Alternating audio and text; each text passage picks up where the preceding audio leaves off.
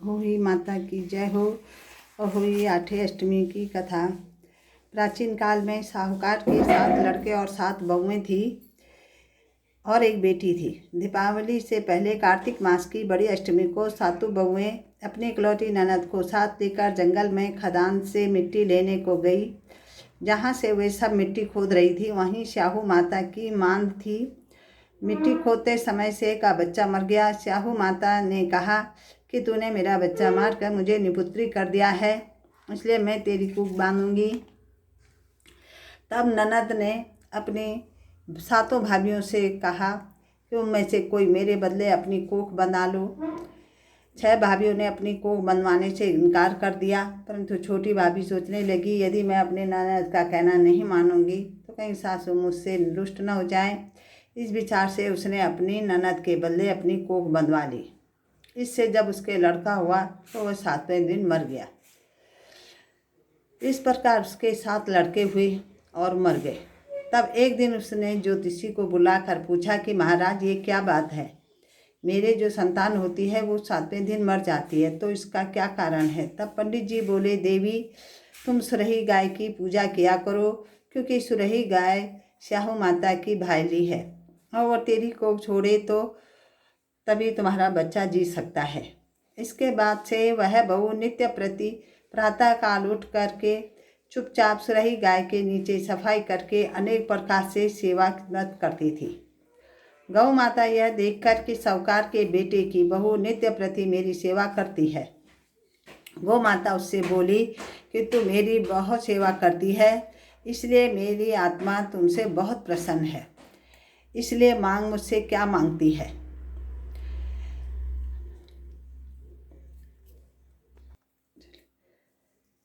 साहूकार के बेटे की बहू बोली कि हे गौ माता, तुम स्याहू माता तुम्हारी भाईली है और उन्होंने मेरी कोख बांध रखी है, सो आप कृपा करके अपनी भाईली से मेरी कोख खुलवा दो। उस दुखियारी की बातें सुनकर गौ माता बोली कि अच्छा। एक दिन गौ माता उसे साथ लेकर 7 समुद्र पार अपनी भाईली के पास चल दी। मार्ग में धूप बहुत कड़ी पड़ रही थी, तो वे दोनों एक पेड़ के नीचे छाया में बैठ गई। थोड़ी देर में वहाँ एक सांप आया। उसी वृक्ष पर गरुड़ पंखनी ने बच्चे दे रखे थे। वो सर्प उन बच्चों को डसने लगा। तब साहूकार की बहू ने उस सर्प को मार करके ढाल के नीचे दबा दिया, उन बच्चों को बचा दिया। थोड़ी देर में गरुड़ पंखनी आई तो वहाँ खून पड़ा देखकर साहूकार की बहू की चोंचें मारने लगी। तब वह बहू बोली, मैंने तो तुम्हारे बच्चों की रक्षा की है, वो मेरी दुश्मन हो गई है। और साहूकार की बहू की बात करके सुनकर गरुड़ प्रसन्न होकर बोली, तूने मेरे बच्चे बचाए हैं, इसलिए मांग क्या मांगती है? वह बोली कि हमें 7 समुद्र पार स्याहू माता के पास पहुंचा दे। तब गरुड़ पंखनी ने उन दोनों को अपनी पीठ पर बैठाकर लंबी उड़ान भरकर उन्हें 7 समुद्र पार स्याहू माता के पास पहुंचा दिया। स्याहू माता अपनी भाईली गौ माता को देखकर बहुत प्रसन्न हुई और बोली, भाईली आज तो बहुत दिनों से मिली। फिर बोली कि बहन, मेरे इसमें जुएं पड़ गई। तब सुरही गौ बोली, मेरे साथ मेरी भक्तनी आई है, ये तेरी जुएं निकाल देगी। आज्ञा पाते ही साहूकारी ने स्याहू माता की चुन चुन कर सब जुएं निकाल दी। स्याहू माता बोली, तूने आज मुझे बहुत आराम दिया, इसलिए मैं तुमसे प्रसन्न हूँ, सो आज मांग लो, जो मांगोगी मैं वो दूंगी।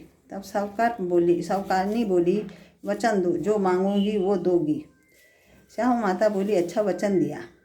और कहा, यदि मैं अपने वचन से फिरूंगी तो धोबी के कुंड में कंकरी हो जाऊं।